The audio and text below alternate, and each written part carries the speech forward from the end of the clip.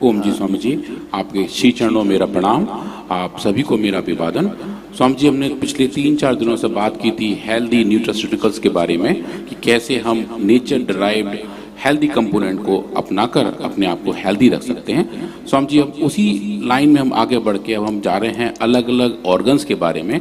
अगले कुछ 4-5 दिनों तक हम स्पेसिफिक ऑर्गन्स के बारे में बात करेंगे और शुरुआत लंग्स से कर रहे हैं, फेफड़ों से कर रहे हैं कि लंग्स की जो डिजीज़ हैं उनके लिए कौन सी अच्छी हर्बल आयुर्वेदिक मेडिसिन हैं और वो काम कैसे करती हैं। और कुछ रिजल्ट तो स्वामी जी इतने चमत्कारिक हैं कि साइंटिफिक वर्ड में उनका काफ़ी आजकल हल्ला मचा हुआ है।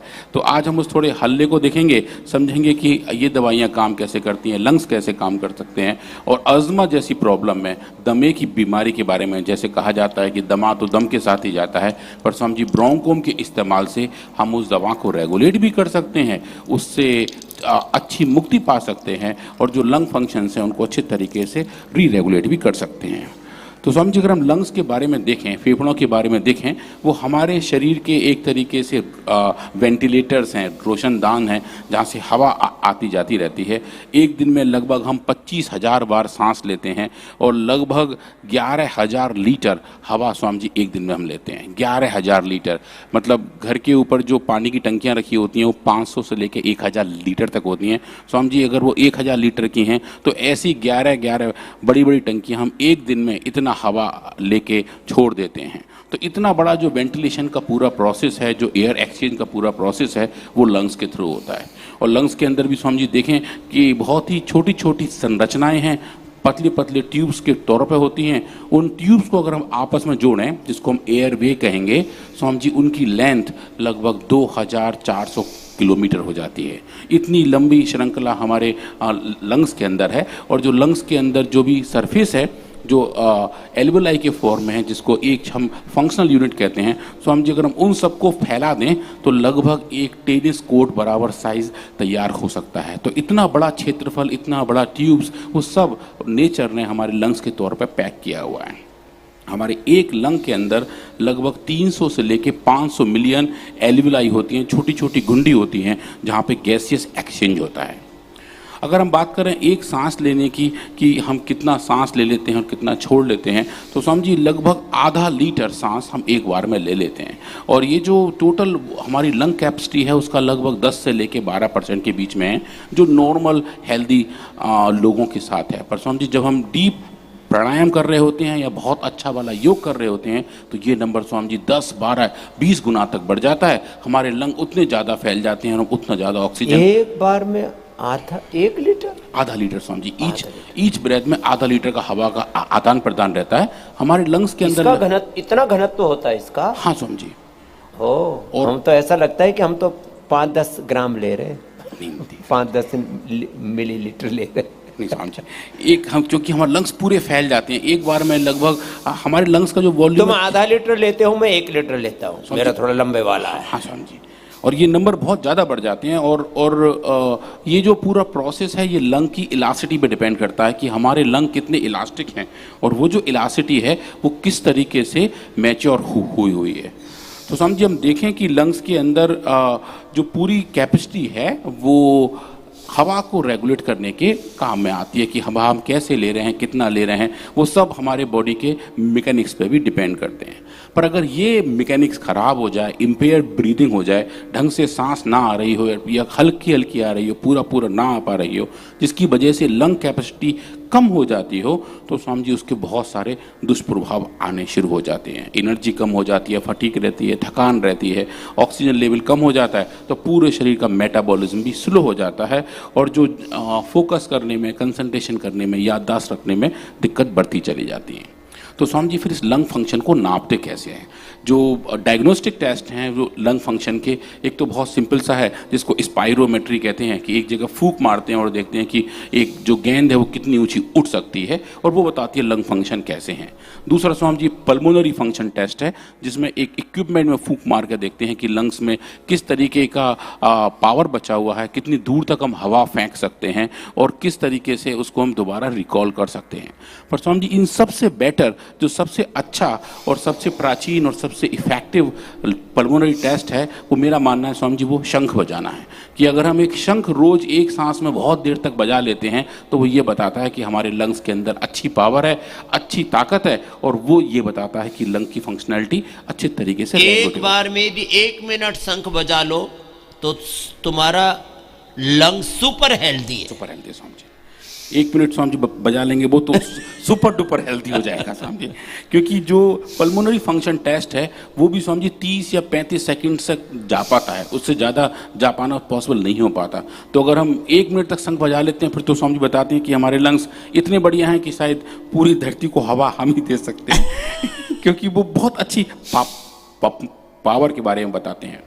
अब हम देखें लंग फंक्शन के बारे में तो समझिए अंदर आप देखेंगे जो लंग्स के अंदर की संरचनाएं वो ऐसी हैं, ये नॉर्मल लंग्स हैं, इसको और आप जूम करके देखेंगे तो ये छोटे छोटे अंगूर जैसे जो स्ट्रक्चर दिखाई दे रहे हैं, जहाँ मेरा भी कर्सर है, ये लंग एल्वेलाई है। ये स्वामी जी वो एरिया है जहाँ पे गैस का एक्सचेंज होता है। ये वो वेंटिलेटर हैं जो ये बताते हैं कि हवा अंदर जा रही है, इससे ऑक्सीजन अंदर एब्जॉर्ब हो रही है, कार्बन डाइऑक्साइड में वापस दी जा रही है और वो फिर हवा के साथ बाहर निकल रही है। तो ये जो एक्सचेंज वाला काम है वो यहाँ पे होता है। और इसके ऊपर ये जो ट्यूब हैं जिनको हम एयरवे कहते हैं, नॉर्मली वो ऐसे दिखाई देते हैं, जिसकी दीवार थोड़ी सी अच्छी है, मस्कुलर है, पतली है, और अंदर का जो व्यास है, जो डायमीटर है, वो नेचुरली ऐसा होता है। अब स्वामी जी इसके अंदर अगर इन्फ्लेमेशन आ जाए, जैसे आप बताते हैं कि इन्फ्लेमेशन लगभग हर एक बीमारी का कारण है, तो अगर एयरवे के अंदर इन्फ्लेमेशन आ जाए तो ये एयरवे स्वामी जी सूज जाएंगे। अगर ये सूज जाएंगे तो आप देखेंगे इनकी सूजन ऐसी बढ़ जाएगी और इनके अंदर का डायमीटर कम हो जाएगा, तो हवा को आने जाने की जगह कम मिलेगी, सांस घुटी घुटी लगेगी, और इस तरीके से अज़मा की शुरुआत हो जाती है, दमा की शुरुआत स्वामी जी यहाँ से हो जाती है। फिर ये इसकी थिकनेस चेंज हो जाती है, इसके चारों तरफ कोलेजन का डिपोजिशन शुरू हो जाता है, और ये पूरा वायु मार्ग जब अवरुद्ध हो जाता है तो क्रोनिक एलर्जिक अस्थमा हो जाता है। आज हम स्वामी जी इसी बीमारी के बारे में बात करेंगे कि जो अस्थमा है उसको हम कैसे रेगुलेट और कंट्रोल कर सकते हैं। अस्थमा के जो कारण है स्वामी जी बहुत सारे हैं।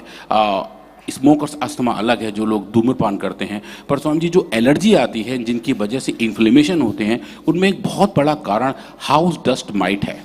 स्वामी जी के छोटे छोटे माइक्रोस्कोपिक कीड़े हैं जो आप देख रहे हैं स्क्रीन पर। ये जो एक कारपेट का सरफेस है, हम जहाँ बैठे हैं स्वामी जी, इस कारपेट का सरफेस अगर हम माइक्रोस्कोप से देखें तो हमें छोटे छोटे ऐसे कीड़े दिखाई देंगे जो लगभग 1 मिलीमीटर के 1/4 हिस्से के बराबर हैं, जो नंगी आंखों से दिखाई नहीं देते। इनको स्वामी जी हम हाउस डस्ट माइट कहते हैं, HDM। बिल्कुल ऐसे 8 पैर वाले छोटे छोटे जानवर होते हैं जो आंखों से विजिबल नहीं होते।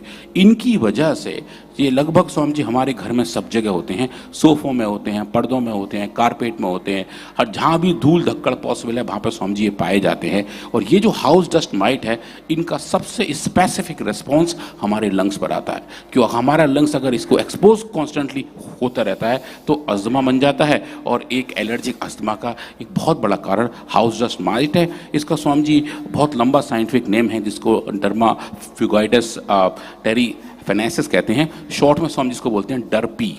और डरपी से वास्तव में ही डरना चाहिए, क्योंकि ये इस मामले में डरावना है कि जिन लोगों को है, जिनके घर में किसी को अस्थमा है और अगर डरपी का इन्फेक्शन आसपास है, वो आसपास होते ही हैं स्वामी जी, तो वो बहुत दिनों तक अगर बना रहे तो ज़्यादा दिक्कत पैदा करता है। कारपेट बड़ी खतरनाक है। एक बार तो मैंने भी इसका बहुत बड़ा दंश झेला हुआ है। हमारे कुछ मूर्ख सेवकों ने कई वर्ष पुराना रख दिया मेरे नीचे कोरोना के समय, और इसमें फिर टेस्ट कराया तो 1 इंच उस पर ही करोड़ों की मात्रा में थे वो छोटे छोटे, इस इन्होंने टेस्ट करवाया।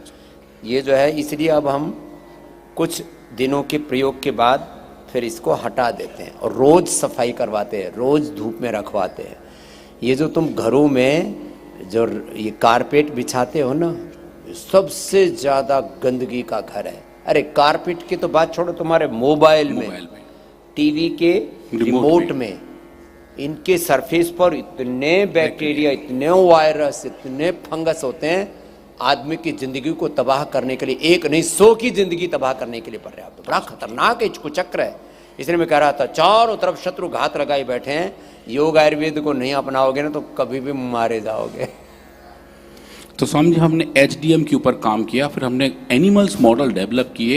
ये जो हाउस डस्ट माइट है इसके ऊपर स्वामी जी हमने उसका एक्सट्रैक्ट लिया और एनिमल्स के अंदर एक तरीके से एलर्जिक अस्थमा पैदा कर दिया, जो स्वामी जी बहुत ही डिफ़िकल्ट डिजीज़ होती है एनिमल में इंड्यूस करने के लिए। पर स्वामी जी हमने वो की और उसमें ब्रोंकोम को टेस्ट किया। हम पूरे अपने इस कुनबे को देख रहे हैं जो सामने स्क्रीन पर है, जिसमें स्वसारी बटी है, स्वसारी गोल्ड है, स्वसारी अवले है और स्वसारी प्रवाही है। हम सब इन औषधियों के बारे में अगले 4-5 दिन तक बात करेंगे। स्वामी जी आज हम बात करने वाले हैं ब्रोंकोम के बारे में, जहां हमने स्वामी जी एनिमल मॉडल्स में ये टेस्ट किया कि अगर हम एनिमल्स के अंदर HDM दें, हाउस डस्ट माइट का एक्सट्रैक्ट दें, उनके नाक के अंदर दें स्वामी जी, इंट्रानेजल डिलीवरी करें, तो क्या उनके अंदर अस्थमा जैसे सिचुएशन पैदा हो सकते हैं? अगर हो सकते हैं तो क्या हम उनको ब्रोंकोम से रिकवर कर सकते हैं? ये लगभग स्वामी जी 2 महीने के एक्सपेरिमेंट थे, लगभग 1 महीने का कॉन्स्टेंट एक्सपोजर था। 1 महीने तक लगातार स्वामी जी ये एक्सपोजर हम देते रहे और हमने ब्रोंकोम को दिया 4 अलग अलग डोज में, और एक एलोपैथिक दवा है, एक बड़ी स्टेरॉइड है डेक्सामेथासोन, स्वामी जी उसको भी एक ग्रुप में पैरेलली दिया और देखा कि डेक्सामेथासोन का कैसा प्रभाव आ सकता है, कैसा दुष्प्रभाव आ सकता है और कैसे हम ब्रोंकोम के इस्तेमाल से उसको कुछ अच्छा रेगुलेशन दे सकते हैं। पर स्वामी जी अस्थमा हम एनिमल्स में नापे कैसे, ये भी एक चैलेंज है। इंसानों में तो पता लग जाता है, सांस घुट रही है, खांसी आ रही है, पर एनिमल्स तो बता नहीं सकते। तो स्वामी जी उनके लिए हम एक स्पेशल टेक्निक को यूज़ करते हैं जिसको हम फ्लैक्सी बैंड कहते हैं, जो आप स्क्रीन पर देख रहे हैं। ये एक तरीके से चूहों का वेंटिलेटर है। जैसे इंसानों की वेंटिलेटर्स होते हैं जिनके बारे में हमने कोविड में देखा था, ऐसे ही स्वामी जी फ्लैक्सी बैंड एक वेंटिलेटिंग मशीन है जो एनिमल्स के लंग फंक्शन को, उनके हाइपर रेस्पॉन्सिवनेस को नाप सकती है। तो स्वामी जी हमने इसके ऊपर काम किया और आप ये देखेंगे कि जिस तरीके से एनिमल्स में हम जो नापते हैं लगभग वैसा ही फंक्शनैलिटी ह्यूमन में दिखाई देती है। जहाँ इंसानों के साथ आप एक ट्यूब लगा के उनका लंग फंक्शन नापते हैं, वैसा ही हम इन एनिमल्स के साथ भी नापते हैं। तो स्वामी जी हम डेटा देखना शुरू करेंगे और ये शायद अब तक के हमारे सबसे ज़बरदस्त डेटा रहे हैं कि हमने बताया कि लंग फंक्शन को मॉड्यूलेट किया जा सकता है हाउस डस्ट माइट के एक्सट्रैक्ट को। अच्छा स्वामी जी, ये जो डर्पी का एक्सट्रैक्ट है, जो हाउस डस्ट माइट है, स्वामी जी भारतवर्ष में कहीं बनता नहीं है। लोग भारत के बाहर इसको ग्रो करते हैं as a research chemical. Swami ji हम वहाँ से इम्पोर्ट करते हैं और इनकी कॉस्ट आप देखेंगे स्वामी जी कई लाखों में जाती है। तो ये सूक्ष्म कीड़े हैं, इनका पाउडर भी खरीदने के लिए आपको कई लाख रुपए खर्च करने पड़ते हैं। हाँ स्वामी जी, उतनी चुकाते हैं आप, फिर उसके बाद उन एनिमल्स को देते हैं और देखते हैं कि एनिमल्स के अंदर कैसे रिस्पॉन्स आ रहे हैं। स्वामी जी यहाँ जो मेरा कर्सर है ये नॉर्मल एनिमल्स हैं जिनके अंदर कोई बीमारी पैदा नहीं की थी, जो नीले रंग की लाइन है। स्वामी जी जो लाल रंग की लाइन है ये वो है जिनके अंदर अस्थमा पैदा हो गया था, जिनका लंग फंक्शन खराब हो गया था, जिनका एयरवे हाइपर रेजिस्टेंस खराब हो गया था। अब आप ये देखेंगे स्वामी जी, इसके साथ ये जो लाइन है ये डेक्सामेथासोन की है और ये जो 4 डोज आपको दिखाई दे रही हैं ये ब्रोंकोम की हैं। जो ब्रोंकोम हमने स्वामी जी 1 महीने तक लगातार ह्यूमन डोज के आसपास, एक उसकी डोज कम, एक उसकी डोज ज़्यादा और एक बिल्कुल जानबूझ के दी हुई बहुत कम डोज, ताकि हम डोज डिपेंडेंसी को देख पाएँ। आप देखेंगे स्वामी जी जैसे जैसे हम ब्रोंकोम की मात्रा बढ़ा रहे थे वैसे वैसे एयरवे हाइपर रेजिस्टेंस का रिवर्सल होना शुरू हो चुका था। और आप देखें स्वामी जी लोअर डोज से लेके हाई डोज तक बहुत सुंदर तरीके से ये हमें रिवर्सल देखने को मिला। और ये जो रिस्पॉन्स था वो स्वामी जी डेक्सामेथासोन जो स्टेरॉइडल दवाई है स्वामी जी, लगभग वैसा ही रिस्पॉन्स हमें ब्रोंकोम के साथ देखने को मिला था। ये एक बड़ी वाली बात थी कि एक हम आयुर्वेदिक मेडिसिन का वैसा इफेक्ट दिखा पा रहे थे जैसे कि एक सिंथेटिक वर्ड की बड़ा स्टेरॉइड ऐसा रिस्पॉन्स दिखाता है। और अगर हम इसका स्टैटिस्टिकल सिग्निफिकेंस नापें कि इन दोनों के बीच में अंतर क्या है, सांख्यिकी तौर पे इसमें क्या अंतर आ रहा है, तो स्वामी जी आप देखेंगे जैसा रिस्पॉन्स डेक्सामेथासोन का है वैसा ही लगभग ब्रोंकोम का रिस्पॉन्स है। और सांख्यिकी तौर पे इन दोनों को डिस्टिंग्विश नहीं किया जा सकता कि ये दोनों रिस्पॉन्स लगभग सेम पाए। एलोपैथी की दवाओं के पैरेलल, खास करके स्टीरॉइड, बायोलॉजिकल्स, सिंथेटिक वर्ल्ड की जो लाइफ सेविंग ड्रग्स हैं उनके पैरेलल स्टडी करने वाला वर्ल्ड का पहला इंस्टीट्यूट पतंजलि रिसर्च फाउंडेशन, आपको ये पता होना चाहिए। और ये आपको एक तरह का प्रभाव अस्थमा के अंदर जो सिम्टोमेटिक प्रभाव है वो उसको देख पा रहे थे। यदि लंग के अल्वोलाइज को रिपेयर करने की, रिजुविनेट करने की दृष्टि से देखा जाए, क्योंकि ये मात्र सिम्टम्स को नहीं सिस्टम को भी अच्छा करते हैं आयुर्वेद की औषधियाँ। ये पूरा का पूरा जिस कारण से रोग हो रहा है उसका निवारण करती हैं। इनका मोड ऑफ एक्शन ये जो बड़ा है वो एलोपैथी की मेडिसिन में है ही नहीं। और उनके कुप्रभाव हैं स्टेरॉइड आदि के, इसके सुप्रभाव तो हैं लेकिन कोई भी दुष्प्रभाव नहीं है। ये हमने टॉक्सिकोलॉजी टेस्ट करके वर्ल्ड को पहली बार बताया कि आयुर्वेद 100% निर्दोष है, निरापद है, कोई इसका साइड इफेक्ट कॉम्प्लिकेशन नहीं है, साइंटिफिक पैरामीटर्स के साथ बताया है। तो ये बातें जानने जैसी हैं और इनको बहुत अच्छे तरीके से हमारे अनुराग जी रिसर्च तो किया ही किया है, उसको बहुत अच्छे तरीके से समझाते भी हैं, आम आदमी को समझ में आ जाए विज्ञान की भाषा। इसके लिए भी डॉक्टर अनुराग जी और उनकी पूरी टीम का और पूरे पूज्य आचार्य श्री का अभिनंदन है। स्वामी जी, आप जैसे कह रहे थे मोड ऑफ एक्शन के बारे में, तो स्वामी जी अस्थमा का जो मोड ऑफ एक्शन है वो ये है कि इन्फ्लेमेशन सब जगह बढ़ जाता है। लंग्स के अंदर भी इन्फ्लेमेटरी सेल्स आने शुरू होते हैं। लंग्स के अंदर अगर आप देखें कि तो उनके अंदर ईस्नोफिल्स बढ़ जाते हैं, लिम्फोसाइट बढ़ जाते हैं और न्यूट्रोफिल्स बढ़ जाते हैं। हमने स्वामी जी इन एनिमल्स के लंग्स का एक सॉल्यूशन बाहर निकाला, मतलब उनके अंदर थोड़ा लिक्विड देके उसको कलेक्ट किया, हम जिसको बाल कहते हैं, ब्रोंकियो एल्वेलर लवाज फ्लूइड। स्वामी जी उसके अंदर हमने सेल्स को नापा।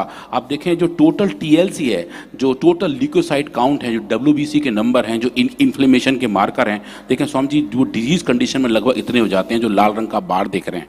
और आप देखिए ब्रोंकोम के इस्तेमाल से ये डोज डिपेंडेंटली कम होने शुरू हो जाते हैं, चाहे हम ईस्नोफिल को देखें, चाहे लिम्फोसाइट को देखें, चाहे हम न्यूट्रोफिल्स को देखें, जो ये बताते हैं कि ब्रोंकोम का ट्रीटमेंट इन इन्फ्लेमेशन सेल्स के इन्फ्लक्स को रेगुलेट करता है। उसके बाद अगर हम हिस्टोपैथोलॉजी में जाएं, आप जो भी कह रहे थे स्वामी जी कि जहां हम मोड ऑफ एक्शन की बात कर रहे हैं, जहाँ स्ट्रक्चरल चेंजेस की बात कर रहे हैं, तो आप देखेंगे स्वामी जी पेरी ब्रोंकुलर, मतलब जो ब्रोंकोल्स हैं, जो एयरवे हैं, जिनके चारों तरफ की जो सूजन है, और जो पेरीवेस्कुलर जो वहाँ ब्लड सप्लाई जा रही है उसके चारों तरफ की सूजन, अगर हम उसको नापें स्वामी जी, आप देखिए ये नॉर्मल एनिमल्स के लंग्स हैं, जहाँ सब कुछ नॉर्मल दिखाई दे रहा है।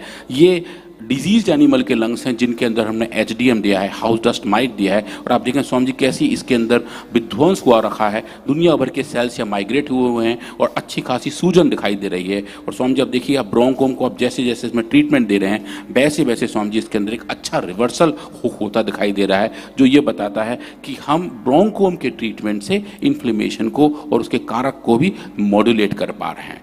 जो दूसरी बात आती है स्वामी जी लंग्स के अंदर अस्थमा के दौरान, लॉन्ग टर्म अस्थमा में स्वामी जी वो फाइब्रोसिस में कन्वर्ट हो जाता है। सब एपिथेलियल फाइब्रोसिस हमें देखने को मिलती है। स्वामी जी आप देखेंगे डिजीज कंडीशन में यहाँ पे यहाँ जो मेरा कर्सर है इतनी ज़्यादा है फाइब्रोसिस हुई है। और स्वामी जी आप देखेंगे हम जैसे जैसे ब्रोंकोम का डोज बढ़ा रहे हैं, लोअर डोज पे कम फाइब्रोसिस में रिवर्सल है, पर जैसे जैसे हम डोज बढ़ा रहे हैं ह्यूमन डोज के आसपास जा रहे हैं, स्वामी जी एक अच्छा फाइब्रोटिक चेंज हमें देखने को मिल रहा है और एक फाइब्रोसिस भी कम होती दिखाई दे रही है। और जो एक तीसरी बड़ी बात है जो अस्थमा में देखी जाती है स्वामी जी, वो है गॉबलेट सेल्स मेटाप्लासिया, मतलब कि अस्थमा के दौरान बहुत सारा कफ बनता है, बहुत सारे, जब खांसी आती है तो हम बहुत सारा बलगम बाहर निकालते हैं, श्लेष्मा बाहर आता है। तो स्वामी जी वो जो श्लेष्मा जिस जगह बनता है, जो म्यूकस जिस जगह बनता है लंग्स में स्वामी जी, वो सेल्स हैं गॉबलेट सेल्स। उनके अंदर उनका लेवल बढ़ जाता है जब अस्थमा ज़्यादा हो जाता है। तो हमने स्वामी जी स्पेसिफिक डाइज का इस्तेमाल करके लंग्स के अंदर वो भी लेवल देखा। ये जो पर्पल कलर की डाई है स्वामी जी, ये बता रही है कि कितनी ज़्यादा वो सेल्स हैं जो म्यूकस बना रही हैं। तो म्यूकस बनाने वाली सेल्स का नंबर भी ज़्यादा हो जाता है अस्थमा के दौरान। और आप देखेंगे स्वामी जी हम जैसे जैसे ब्रोंकोम का ट्रीटमेंट दे रहे हैं वैसे वैसे स्वामी जी इसका लेवल कम होता जा रहा है, और जो कलेक्टिव तरीके से बता रहा है कि जो भी स्पेसिफिक कारण है अस्थमा के वो अच्छे तरीके से रेगुलेट हो रहे हैं। स्वामी जी उसके बाद हमने इनके अंदर स्मूथ मसल मास को भी देखा। ये थोड़ा सा डिटेल डेटा है, मैं इससे आगे बढ़ के क्विकली पहुंचता हूँ स्वामी जी साइटोकाइन रेस्पॉन्स के ऊपर, जो मॉलिकुलर प्लेयर हैं, मॉलिकुलर स्विचेस हैं अस्थमा को रेगुलेट करने में। तो स्वामी जी इन एनिमल के अंदर हमने साइटोकाइंस और कीमोकाइंस, मैं स्वामी जी कीमोकाइंस शायद आज पहली बार बोल रहा हूँ कि हमने साइटोकाइंस तो वो जो सेल्स को आपस में बुलाते हैं, कीमोकाइंस वो हैं स्वामी जी वो भी सेल्स को बुलाते हैं पर वो सिग्नल का तरीका दूसरा होता है। तो हमने कीमोकाइन और साइटोकाइंस का लेवल नापा और पाया कि उनका लेवल डिजीज कंडीशन में बढ़ गया था। लाल रंग के आप जो बार दिख रहे हैं वो सब डिजीज कंडीशन दिखा रहे हैं, और आप देखेंगे ब्रोंकोम के इस्तेमाल से वो डोज डिपेंडेंटली कम हो गए थे। और उसके साथ साथ जो उनके स्पेसिफिक जीन एक्सप्रेशन है स्वामी जी वो भी उसी अनुपात में कम हो गए थे। तो प्रोटीन लेवल चेंज हुआ था, उसके कोरिलेटेड जो उसका जीन एक्सप्रेशन लेवल था स्वामी जी वो भी चेंज हो गया था, चाहे वो IL-6 हो, IFN गामा हो, IL-13 हो, IL-33 हो या TNF अल्फा हो। इन पांचों के हमने जीन एक्सप्रेशन नापे और पाया कि लंग्स के अंदर इन जीन्स का रेगुलेशन भी ब्रोंकोम की वजह से अच्छे तरीके से होता है। सो हम ये सब फाइंडिंग लेके हम बड़े जर्नल के पास गए, फ्रंटियर्स इन इम्यूनोलॉजी, जो इम्यूनोलॉजी को लेकर स्वामी जी सिर्फ रिसर्च पब्लिश करते हैं। हर्बल को लेकर स्वामी जी उनका थोड़ा सा पुराना कुछ पूर्वाग्रह था स्वामी जी, वो हमने दूर किया और ये हर्बल मेडिसिन का एक पहला पब्लिकेशन है जो फ्रंटियर्स और इम्यूनोलॉजी में पब्लिश हुआ, जहाँ हमने बताया कि ब्रोंकोम के इस्तेमाल से हम एयरवे हाइपर रेस्पॉन्सिवनेस को कंट्रोल कर सकते हैं, और वो भी कौन से वाले में, जो सबसे सुपीरियर मॉडल है जिसकी वजह से अस्थमा पैदा होता है। तो स्वामी जी ये अब ब्रोंकोम की जर्नी अब इतनी अच्छी हो चुकी है,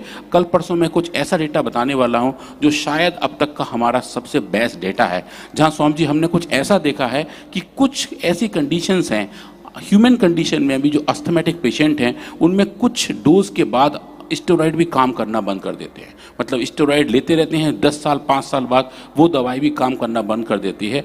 उस कंडीशन में स्वामी जी क्या करना चाहिए? तो हमने स्वामी जी कुछ specific steroid resistance animal model तैयार किए, मतलब एनिमल मॉडल ऐसे तैयार किए जिसमें स्टेरॉइड काम नहीं कर रहे थे। स्वामी जी उस कंडीशन में भी ब्रोंकोम ने एक बहुत ज़बरदस्त आउटपुट दिया है। कल स्वामी जी हम उसके बारे में देखेंगे कि कैसे स्टेरॉइड रेजिस्टेंस अस्थमा में ब्रोंकोम काम करता है, और वो जो एनिमल मॉडल है वो कितना यूनिक है। और आई एम श्योर कि हर्बल वर्ल्ड में शायद वो एक पहला रिसर्च है पूरे दुनिया में स्वामी जी, चाहे वो चाइनीज़ हर्बल मेडिसिन हो या अमेरिकन या फिर यूरोपियंस भी हों, कि हमने पहली बार दिखाया एक आयुर्वेदिक दवा एक ऐसे मॉडल में भी काम कर सकती है। चलिए बहुत बहुत अभिनंदन है आपको।